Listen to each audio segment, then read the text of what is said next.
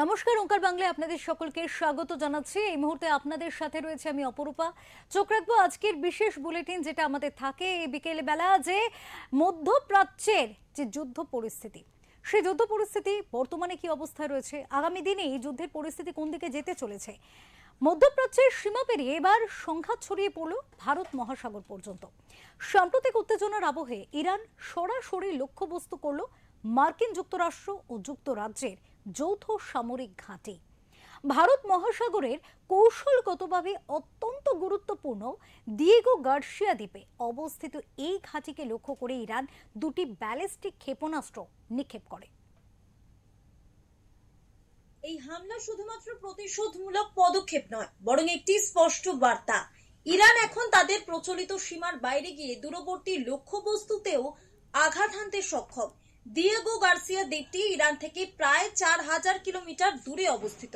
এত দূরবর্তী লক্ষ্যবস্তুতে আঘাত হানার চেষ্টা ইরানের সামরিক সক্ষমতা নিয়ে নতুন করে প্রশ্ন তুলেছে এবং একই সঙ্গে উদ্বেগও বাড়িয়েছে।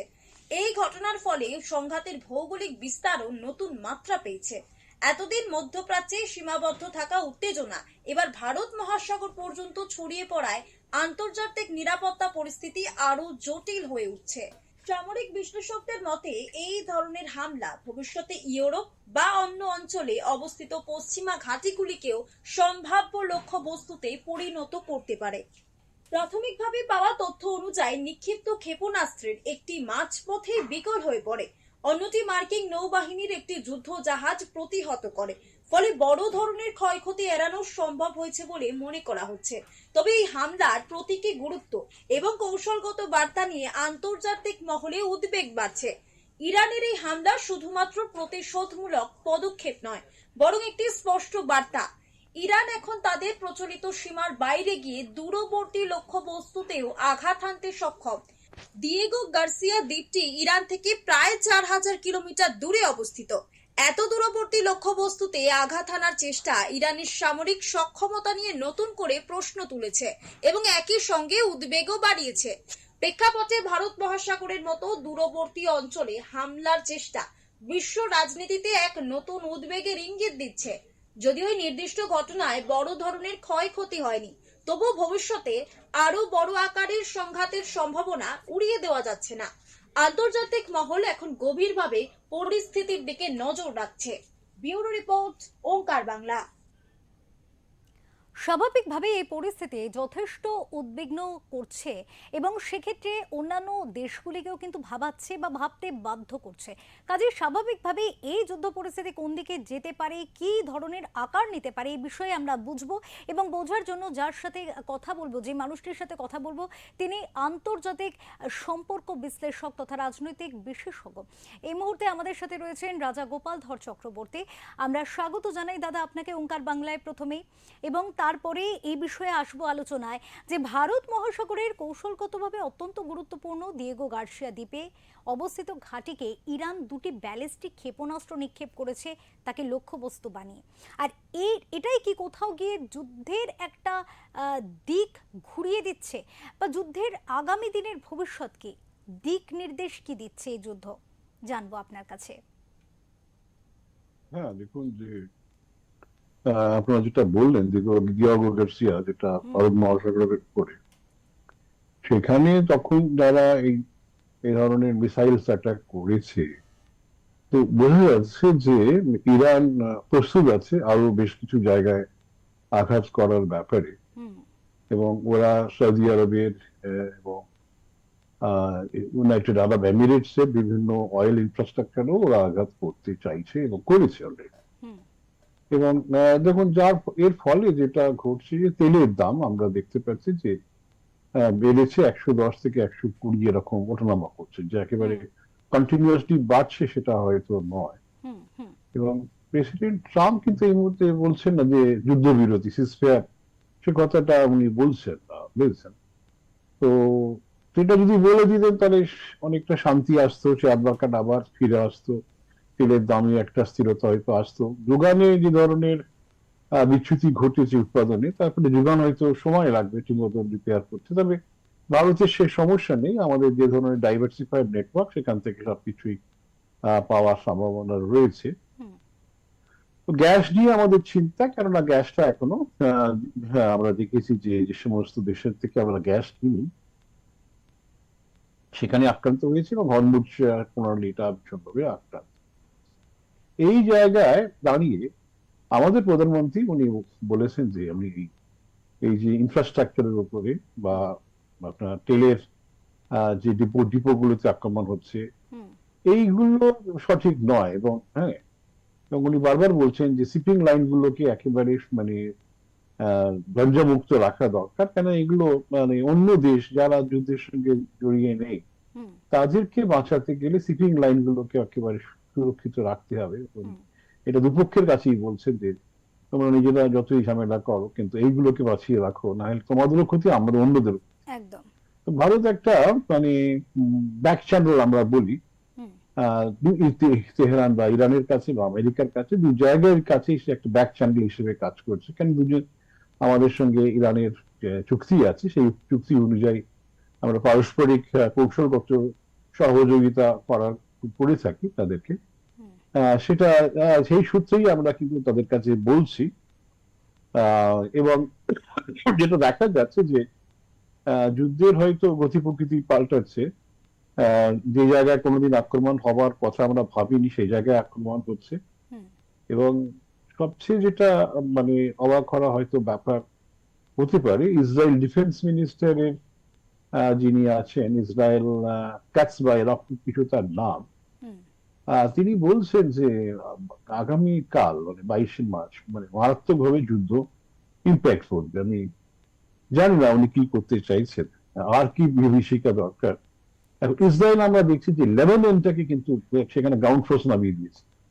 মানে লেবাননে আইডিএফ যে ইসরায়েল ডিফেন্স ফোর্স একেবারে তারা হ্যাঁ বেইরুটের সাদার্ন এলাকায় তারা নেমে গেছে এবং মানুষকে বলছে তোমরা সরে যাও, এবং সেখানে কিন্তু গোলাগুলি চলছে, একেবারে পুরোপুরি দখল করে। মানে হুম হুম বেইরুটে কিন্তু যেটা অনেকে আমরা খেয়াল করছি না, লেবাননে প্রচুর লোক মারা গেছে, প্রচুর লোক ডিসপ্লেসড হয়ে গেছে, নিজেদের ঘর বাড়ি ছেড়ে চলে গেছে, খেতে পাচ্ছে না, হ্যাঁ জল পাচ্ছে না, হুম একটা হাহাকার অবস্থা এই লেবাননে তৈরি। যে লেবানন একটা স্বপ্নের দেশ একটা সময় ছিল, পশ্চিম মানে মধ্যপ্রাচ্যের হুম পশ্চিম দুনিয়ার বাইরে সেটা একটা অত্যন্ত আমোদ প্রমোদের জায়গা ছিল, সেটা আজকে যে জায়গায় চলে গেছে। হুম এখন মানে মনে হচ্ছে যে যেভাবে ওয়েস্ট ব্যাংক, মানে আমরা দেখলাম প্যালেস্টাইনের ওয়েস্ট ব্যাংকটাকে মোটামুটি ইসরায়েল দখল করে নিয়েছে একেবারে, এখন সেটা তো ইসরায়েলের কর্তৃত্বের মধ্যেই কাজ করবে। হুম যদিও বলছে সেখানে কোনো ডিফেন্স থাকবে না। এইটা লেবাননও মনে হচ্ছে যে যেভাবে গ্রাউন্ড ফোর্স সেখানে কাজ করছে সেখানেও তাদের এই লক্ষ্যটা রয়ে গেছে। হুম তো আপনি গ্রাউন্ড ফোর্স তখনই পাঠান যখন আপনি বুঝতে পারছেন যে এদের ভেতরের শক্তি খুব একটা নেই। হুম নাহলে গ্রাউন্ড ফোর্সটা মানে মানে যারা যুদ্ধ করে, পথে যুদ্ধ করে, সেটা আপনি তখনই পাঠাবেন তখন যখন আপনি শিওর যে খুব একটা এদের শক্তি সেখানে নেই, যেটুকু রয়ে গেছে এইগুলো আকাশ থেকে গোলা বারুদ ছুড়লে সাধারণ মানুষের মৃত্যু হতে পারে। এবং কোথায় একটা দুটো লুকিয়ে আছে, এদেরকে খুঁজে বার করতে একেবারে স্টেট ওখানে গিয়ে পথে নামো, সেটাই করছে ওরা। হুম তো লেবাননে কি হয় সেটা দেখা। কিন্তু যেটা আপনি গোড়াতেই জানালেন, ওরা কিন্তু দূরপাল্লার রেঞ্জের মিসাইলস ইরান কিন্তু ব্যবহার করছে, এবং হুম সেইগুলো কোথায় কোথায় যাবে আমরা দেখছি। ইরান ইসরায়েলের কাছেও যাচ্ছে, আমেরিকান তো যাচ্ছে, দিয়েগো গার্সিয়া তো কিছুটা মানে ব্রিটিশ কন্ট্রোলের মধ্যেই পড়ে, সুতরাং সেখানে যখন পাঠিয়েছে ব্রিটিশ দেশকেও কিন্তু ইরান কিন্তু চটিয়ে দিল। হুম এবং আজকের আরেকটা খবর আমি সকালে দেখছিলাম যে ওদের যে আহ, পরমাণু ইনস্টলেশন, যেটা পরমাণু যে মেন যে ঘাঁটি নাতাঞ্জ, হুম নাথানজুয়েল এলাকা, সেখানেও কিন্তু আজকে আবার আক্রমণ করেছে। হুম এবং আমার ভয় ছিল যদি কোনো মানে আণবিক লিক হচ্ছে কিনা, হুম আণবিক কোনো বিক্রিয়া শুরু হয়ে গেছে কিনা, মানে রেডিও অ্যাক্টিভ যে লিকেজ হয়েছে কিনা, সেগুলো একমাত্র আপাতত বলছে ঘটেনি। হুম কিন্তু মূল লক্ষ্য হচ্ছে ওই জায়গাটাতে যে একেবারে ইরানের পরমাণু তৈরি করার যে ক্যাপাসিটি তাকে গুঁড়িয়ে দাও, হুম যাতে করে ভাবনা হচ্ছে যাতে করে কোনো দিন হুম মধ্যপ্রাচ্যে ইসরায়েলের আর কোনো বিকল্প তৈরি না হতো। ইসরায়েল সেটাই চলছে, আমেরিকাকে সে পথেই নিয়ে যাচ্ছে। হুম এবং আমাদের দুর্ভাগ্য যে ভারত তো ইসরায়েল মনে করছে আমাদের ওদের কাছে থাকবে। আমাদের প্রধানমন্ত্রী তার দুদিন আগে সে দেশে গিয়েছিলেন। হুম আমরা তো যুদ্ধ চাই না, আমার সে দেশের যে সমস্ত প্রযুক্তিগত সুবিধা আছে সেগুলোকে আমরা গ্রহণ করতে চাই। ওদের ইরিগেশনের মারাত্মক যে সুবিধা আছে, ড্রিফট ইরিগেশন আমরা বলি, হুম হুম হ্যাঁ, যে ধরনের টেকনোলজি ব্যবহার করে তৈরি করেছে ওরা, হুম অল্প জলে সেটা চাষবাস হতে পারে। হুম আমরা সেগুলো নিয়ে খুবই উৎসাহী। হুম তারা আমাদের লোক লোক লোক নেবে, তাদের দেশে লোকের অভাব করছে, আমরা সেগুলো দেব, কথা হয়েছে। হুম কিন্তু এই যুদ্ধ, সেটা দিয়ে তো ভারত তো কখনোই, ওরা একটা পার্টনারশিপের কথা বলছে, গ্রিস, সাইপ্রাস, ইসরায়েল এবং ইন্ডিয়া।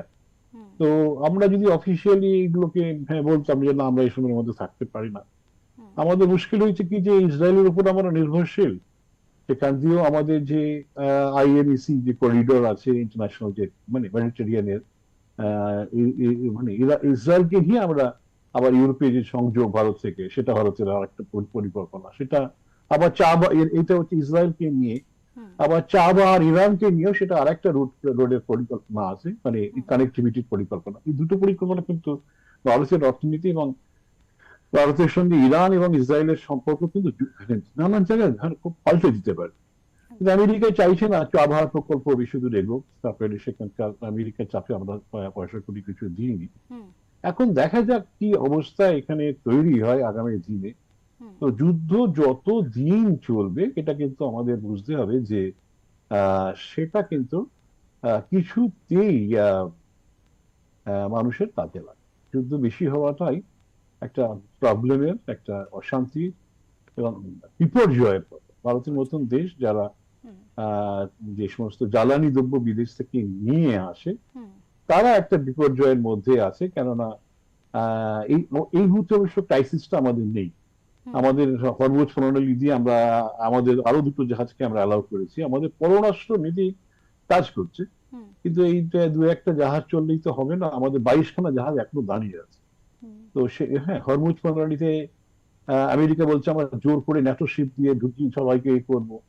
এখন সেটা খুব বিপর্যয়, সেটা যদি ঘটতে থাকে, গোলাগুলি চড়তে থাকে, অনেক, হ্যাঁ, বড় এলাকা নয়, কোন কোন কোন কোন ক্ষেপণাস্ত্র হয়তো ভারতীয় জাহাজে এসে পড়লো, বা সেখানে চায়নার যে ওয়ারশিপস রয়েছে, রাশিয়ার ওয়ারশিপস রয়েছে, রাশিয়ার ওয়ারশিপস এর পরিষ্কার রাশিয়া জানাচ্ছে যে এগুলোতে আমরা নিউক্লিয়ার ডিভাইস থাকতেই পারে। হুম তো কি যে হবে, আমরা এখন খুব আপনি গোড়াতে বলছিলেন আণবিক যুদ্ধের কথা, আপনি বলছিলেন গোড়া হুম থেকে। হুম হুম এখন কোনো কারণে যদি এই এই যে রাশিয়ান জাহাজে গিয়ে পড়ে কোনো গোলা বারুদ, হুম কিন্তু আণবিক যুদ্ধ প্রায় শুরু হয়ে যাওয়ার কথা, তখন একটা মহা বিপর্যয়। কিন্তু দেখা যাচ্ছে যে ট্রাম্প এমন একটা জায়গায় আছেন, হুম তাকে নিয়ন্ত্রণ করার জন্য কেউ নেই। হুম যেভাবে নেতানিয়াহু চাইছেন উনি সেভাবেই চলছেন। হুম নেতানিয়াহু, ইলেকশন আসছে, মানে ইসরায়েলের একটা ইলেকশন আসছে, এই অক্টোবর ইলেকশন হওয়ার কথা, সেটা মার্চ এপ্রিলে ইলেকশনটা হবে, মার্চ হয়তো হয়ে গেল, ইলেকশনটা এপ্রিল, এইভাবে এগিয়ে নিয়ে আসার চেষ্টা উনি করেছেন। আমি হুম এক্সাক্ট ডেটটা খেয়াল করতে পারছি না। হুম তো ওনার নিজের স্বার্থে ইলেকশন যাতে খুব ভালো করে জেতা যায়, এখন উনি একদম কিছুতেই যুদ্ধ থামাবেন না। যুদ্ধ থামালেই মনে হয় বুঝি একটা আত্মসমর্পণ করতে, যুদ্ধ সমাপন বলে আমার মনে হয়। হুম যতদিন না ওনার ইলেকশনটা শেষ হচ্ছে। হুম এখন বেইরুটে যেভাবে এই আক্রমণটা হচ্ছে, তো দেখা যাচ্ছে ইসরায়েল প্রধানমন্ত্রী তার নিজের স্বার্থে কিন্তু ট্রাম্পকে ব্যবহার করছেন, হুম এবং ট্রাম্প কিছুতেই মানে শুনতে চাইছেন না। রাষ্ট্রসংঘ বলে যে প্রতিষ্ঠানকে আমরা জানতাম, যারা নিয়ন্ত্রণের কথা বলতো, তারা একদম সবার হুম সঙ্গতে, হুম হুম বড় দেশ ছোট দেশ এর মধ্যে কোনো হুম পার্থক্য সেখানে ছিল না। হুম এবং কোনো সার্বভৌম দেশ আর একটা সার্বভৌম দেশকে আক্রমণ করবে, হুম এটা মানে কল্পনাই করা যায় না। রাষ্ট্রসংঘের যে চার্টার আছে তাতে হুম পরিষ্কার, হ্যাঁ, 2 নম্বর যে সনদ আছে তাতে লেখা আছে। তবুও আমরা দেখতে পাচ্ছি কি যে কেউ কারো কথা শোনার পাত্র নয়। হুম যুদ্ধ যে জায়গায় এগোচ্ছে, এখনো পর্যন্ত ভারতের পররাষ্ট্র নীতিটা এমন জায়গায় রয়েছে, আমরা তেল গ্যাস পাচ্ছি, মানে গ্যাসের আছে যতটা, গ্যাসের 50% আমরা বিদেশ থেকে আসে, হুম 50, এখন দেশের ফার্টিলাইজার তৈরিটাকে আমরা কমিয়ে দিয়ে সেগুলো করছি, হুম অন্য প্রোডাকশন কমিয়ে দিয়ে, মানে সাধারণ মানুষের প্রয়োজনীয় কিচেনের গ্যাসটা তৈরি করা যাচ্ছে। হুম কিন্তু একটা স্টেজ আসবে যখন হয়তো এইটা করা যাবে না, হুম এবং ফার্টিলাইজার কমে গেলে কিন্তু মানে কৃষি উৎপাদন ব্যাহত হতে পারে। হুম এই সব কিছুই কিন্তু একটু লং টার্ম হতে থাকলে কিন্তু এই সব কিছু এফেক্ট কিন্তু আসতে শুরু করবে। আমাদের সরকার বলছেন আমরা গ্যাসের অন্য দেশের সঙ্গে কথা বলছি। হ্যাঁ, তো দেখা যাক, কিন্তু যুদ্ধ আমরা সবাই চাইবো যুদ্ধ যত তাড়াতাড়ি নিষ্পত্তি ঘটুক। একেবারে। কেননা বহু মানুষ ইরানেও মারা গেছে, বহু মানুষ মারা গেছে হুম, লেবাননে, অল্প স্বল্প সব আরো বেশি মারা যাচ্ছে যাদের হুম, সঙ্গে যুদ্ধের কোনো সম্পর্ক নেই। সম্পর্ক। আজকে শুনলাম সৌদি আরবে একজন ভারতীয় মারা গেছে। একদম, তো তার একেবারে। তো কোনো অপরাধ ছিল না, তিনি চাকরি করতে গেছেন পরিবারকে আরো সুরক্ষিত রাখতে, তিনি একদম, অন্য একটা দেশে গেছেন, তার মৃত্যুটা তো তাই না, কে একেবারে। কে কে কে ফেরত দেবে, তাই না বলুন? তো একেবারে এই নিশ্চয়ই। জায়গায় দাঁড়িয়ে যুদ্ধ থামানোটাই হচ্ছে এখন হুম, সবচেয়ে বড় হুম, আমাদের হুম, প্রার্থনা, হুম। এবং সরকার, ভারত সরকার সেদিকেই এগোচ্ছে। হ্যাঁ। একেবারে। অনেক ধন্যবাদ আপনাকে আমাদের সাথে আপনার এই ভাবনাগুলো এবং আপনার যে বিশ্লেষণাত্মক যে চিন্তাভাবনা সেগুলো আমাদের সাথে ভাগ করে নেওয়ার জন্য, আমাদের দর্শকদের কাছে তুলে ধরার জন্য। আমরা স্বাভাবিকভাবেই যুদ্ধক্ষেত্রের যা বর্তমান পরিস্থিতি তা নিয়ে কিন্তু আগামী দিন যথেষ্ট উদ্বিগ্নতা তৈরি করছে তা কিন্তু বলাই বাহুল্য। এখন এই যুদ্ধ পরিস্থিতি কবে কতদিনের শান্ত হয়, কতদিনের পৃথিবীর শান্ত হয় সেই আশাতেই কিন্তু আমরা দিন গুনছি। নিয়ে নেব একটা ছোট্ট বিরতি, ফিরে আসছে বিরতির পর। কোথাও যাবেন না, দেখতে থাকুন ওঙ্কার বাংলা।